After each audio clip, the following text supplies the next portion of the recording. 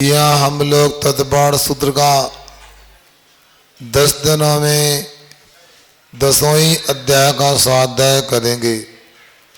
आवाज नहीं आए बीच में, बोल कौन रहा है? शिवरार्थी लोगों पुस्तक लेके अच्छे से बैठो, टिक कर नहीं बैठना, अच्छे बैठो। यहाँ पर जो ग्रंथ का हमने मंगलाचरण किया है उसका नाम तत्पाठ सूत्र है। इसको मोक्ष शास्त्र भी बोलते हैं और इस ग्रंथ में 10 अध्याय हैं और 357 सूत्र हैं। कितने? हाँ, वर्ष में 365 दिन होते हैं। 8 दिन कम कर लें तो तत्पाठ सूत्र के सूत्रों की संख्या आ जाती है। आप लोगों को ये भी लग रहा होगा कठिन ग्रंथ है। एक कठिन ग्रंथ नहीं है, बड़ा आसान है। ये बच्चों को चुप करो। हाँ, ये कठिन ग्रंथ नहीं, बड़ा सरल ग्रंथ है। ये पीछे चुप करो, कौन बात कर रहा है?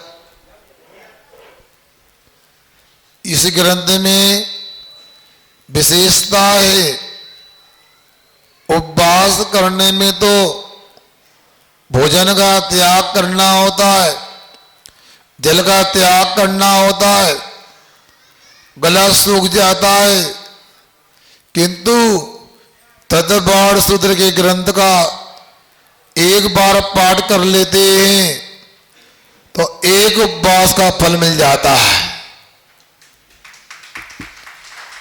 यह ग्रंथ हमारे जैन धर्म में बेसाई है, जैसा ईसाइयों में बाइबल है, वैष्णवों में भगवत गीता है, इस्लाम में कुरान है, उसी प्रकार ये ग्रंथ है। जैन समाज के एक एक व्यक्ति को इस ग्रंथ का पाठ करना आना चाहिए, अर्थ भी आना चाहिए और ईमानदारी से 10 दिनों में आपने प्रातः काल एक एक अध्याय का उच्चारण और अर्थ किया और मध्याह्न काल में आपने 2:15 बजे इसका 10 अध्याय के अर्घ उतारते हुए पाठ किया, सुना, तो 11वें दिन आप इस ग्रंथ के विद्वान श्रावक हो जाओगे। इस ग्रंथ में 10 अध्याय हैं। अब अलग अलग संख्या सूत्रों की प्रत्येक अध्याय की है, मगर कठिन नहीं याद करना। मोबाइल का त्याग शिवरार्थियों का हो गया 10 दिन को, मगर 2 मोबाइल नंबर की तरह संख्या याद रखो तो आपको प्रत्येक अध्याय के सूत्रों की संख्या पता लग जाएंगे। ध्यान से सुनना, मैं बताऊंगा, याद कर लेना। 33, 53, 39, 42, 42।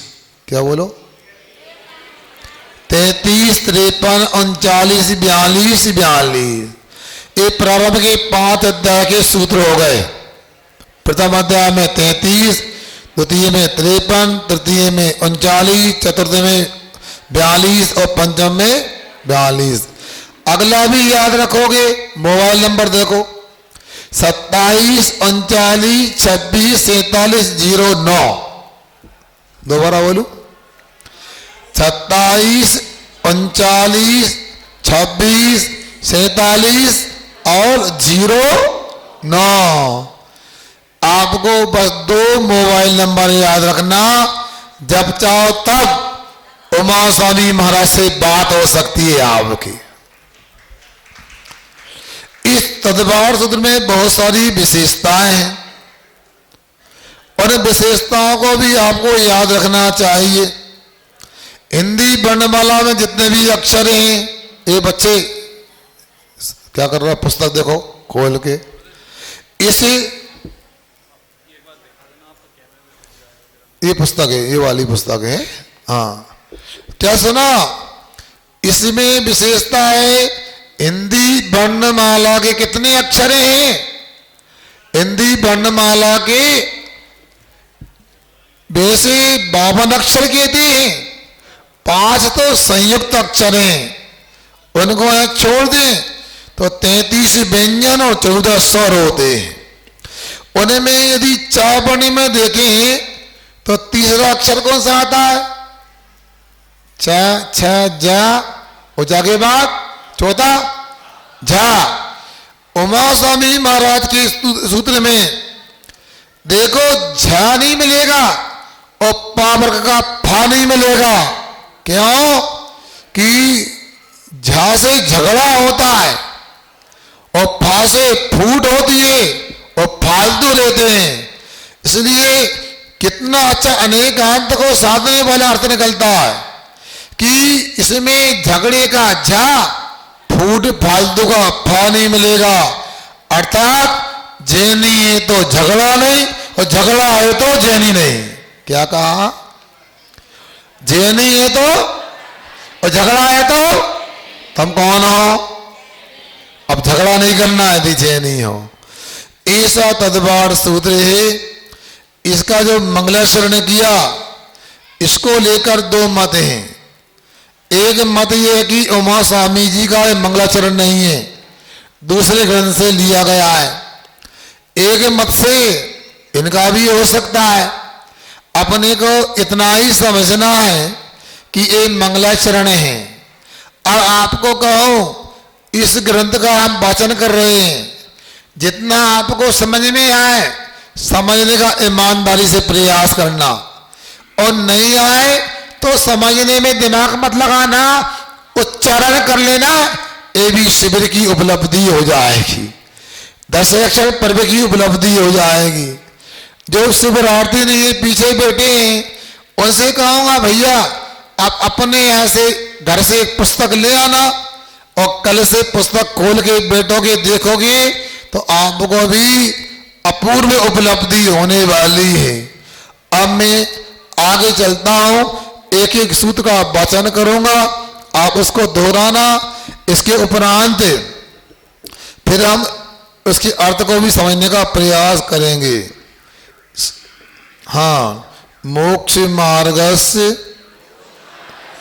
सभी की आवाज आना चाहिए। मोक्ष मार्गस्य नेतारम भेत्तारम कर्म भूभृताम ज्ञातारम विश्व तत्वानाम वंदे तद्गुण लब्धे। मोक्ष मार्गस्य नेतारम भेत्तारम कर्म भूभृताम ज्ञातारम विश्व तत्वानाम वंदे तद्गुण लब्धे। बहुत अच्छा। क्या कहते हैं? देखो, जो मोक्ष मार्ग के नेता हैं, कर्म भूभृताम कर्म रूपी पर्वतों को भेदने वाले हैं, जो विश्व के तत्व को जानने वाले हैं, ऐसे सर्वज्ञ भगवान को यहाँ तद्गुण लब्ध है, उनके गुणों की प्राप्ति के लिए बंदे नमस्कार करता हूं। आगे, सम्यक दर्शनज ज्ञान चारित्राणि मोक्ष मार्गा। आलस्य नहीं करना, पुस्तक को देखो ध्यान से, सूत्र कैसा लिखा है उच्चारण करने का प्रयास करें, बड़ा सरल है। सम्यक दर्शन ज्ञान चारित्राणि मोक्ष मार्गा। सम्यक दर्शन, सम्यक ज्ञान और सम्यक चारित्र, इन तीनों की एकता मोक्ष का रास्ता है, मोक्ष मार्ग है। मतलब यह है कि तीनों ही जरूरी हैं। एक भी कम होगा, 2 भी कम होंगे तो मोक्ष का रास्ता नहीं हो सकता है। जैसे आप लोग गिरदगंज आए, शिवरात्रि लोगों सुनो, मान लो कहाँ से आए? जबलपुर से आए। तो जबलपुर से आए, पहले आपको विश्वास हुआ कि गिरदगंज नाम का कोई नगर है। क्या? पहले विश्वास हुआ गिरदगंज नाम का कोई नगर है। फिर आपने पूछा कहां से जाते हैं, कभी गए नहीं, तो उन्होंने बता दिया आपको यहां से होकर के जाना है। जबलपुर को उदाहरण में लिया तो जबलपुर से राजमार्ग, वहां से उदयपुरा, सिलवानी और गिरद आना, ये नक्शा आपने जान लिया, ये सम्यक ज्ञान हो गया। फिर आपने अपने साधन से चलना प्रारंभ कर दिया और आप गिरदगंज आ गए। चलना आचरण हो गया। सम्यक दर्शन, सम्यक ज्ञान और सम्यक चार्थ जब हुआ आप क्या, और तीनों की एकता हुई और एक पावन पर्व मनाने को आज गिरदगंज के भगवान के चरणों में है। ठीक उसी प्रकार से मोक्ष मार्ग में भी समझना। क्या आगे बता रहे हैं अपने लिए? तत्वार्थ श्रद्धानम, सभी की आवाज आना चाहिए, सम्यक दर्शनम। तत्वार्थ श्रद्धानम सम्यक दर्शनम। तत्वार्थ के श्रद्धान को सम्यक दर्शन कहते हैं। तत्वार्थ का मतलब जो वस्तु का भाव है, तस्व भावा तत्वम, जो वस्तु का भाव है उसे तत्व कहते हैं। और वस्तु का नाम पदार्थ होता है, अर्थ से पदार्थ लेना, अर्थात वस्तु और वस्तु का भाव दोनों पर श्रद्धान करने का नाम या तत्वार्थ श्रद्धा नाम है। और तत्वार्थ श्रद्धान करने का नाम सम्यक दर्शन है। ऐसा आप लोग ध्यान रखना। थोड़ा सा शुल्लक जी को पानी के लिए कोई आया तो रास्ता बना देना, पीछे से रास्ता बना लेना। हाँ, यदि कमरे में शुल्लक जी है तो ठीक, नहीं तो वहाँ मंदिर गए वो। हाँ, तन्निसर्गा तन्निसर्गा तदिगमाद वाह, तन्निसर्गा तदिगमाद वाह। किसी को उच्चारण यदि नहीं आए, हाथ ऊंचा करके निसंकोच पूछ सकते हैं। यहाँ तो गिरदगंज में ऐसे ऐसे भी विद्यार्थी हैं पाठशाला के, वो कंठस्थ भी सुनाने की क्षमता रखते हैं तत्वार्थ सूत्र। और इतना ही नहीं, वो उल्टे क्रम से भी पढ़ लेते हैं तत्वार्थ सूत्र। सुना? इसलिए सभी से कहता हूं, जब वो बच्चे पाठशाला के उल्टे क्रम से पढ़ना भी जानते हैं तो अपने को सीधा सीधा उच्चारण करना है। पुनः एक बार करते उच्चारण, तन्निसर्गा तदिगमादवा। वै संविदसन निसर्ग से और अधिगम से होता है। निसर्ग ने स्वभाव से होता है, उसी का उपदेश अपेक्षित नहीं होता। अधिगमात जो किसी उपदेश के माध्यम से श्रद्धान होता है उसको कहते हैं अधिगम सम्यक दर्शनम। अब किसका श्रद्धान करना है? तत्वार्थ का। तो तत्वार्थ कितने हैं आगे बता रहे हैं। जीवा जीवाश्रव बंद संबर निर्जरा मोक्षा तत्वम।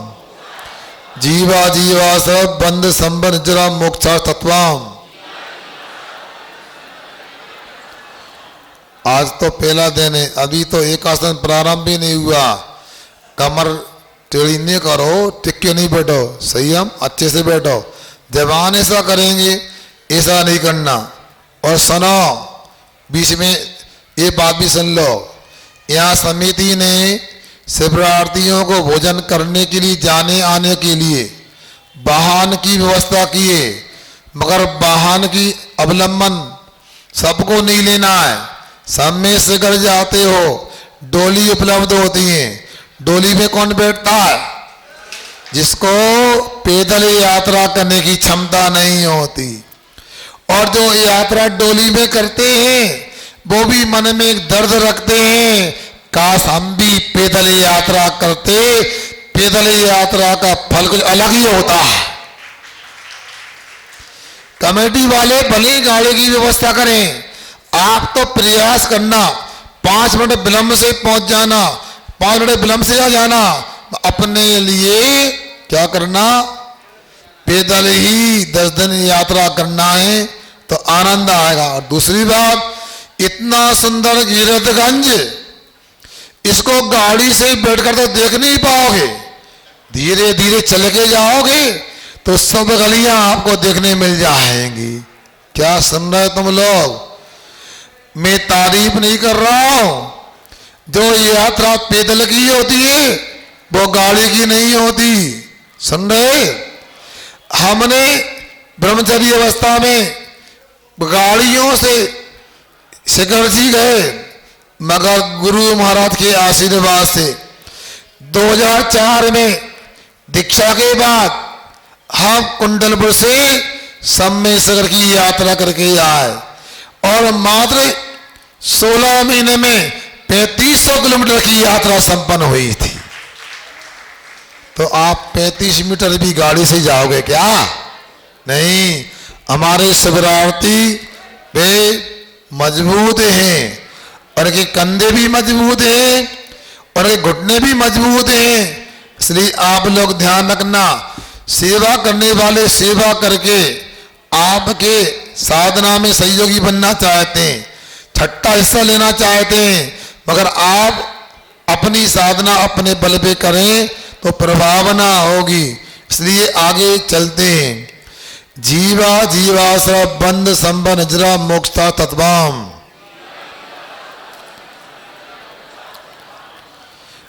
तत्व सब में जोड़ना, जीव तत्व, अजीव तत्व, आश्रव तत्व, बंद तत्व, संबर तत्व, निजरा तत्व और मोक्ष तत्व, ये 7 तत्व होते हैं।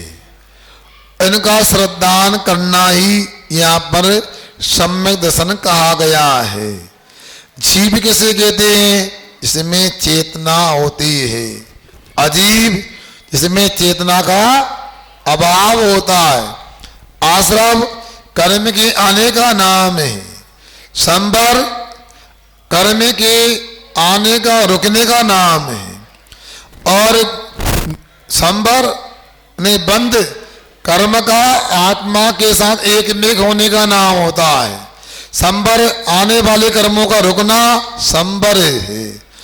और आत्मा से आंशिक रूप से, एक दिवस रूप से कर्मों का झड़ जाना, यह निजरा है। और संपूर्ण कर्मों का निकल जाना मोक्ष है। आप लोग यहाँ पर एक जैन धर्मशाला में धर्म की आराधना करने आए हैं। आप लोगों की यहाँ अच्छी व्यवस्था करने का प्रयास सब लोगों ने किया है। अब मैं पूछना चाहता हूं, यहाँ कौन बैठे हैं ये लोग?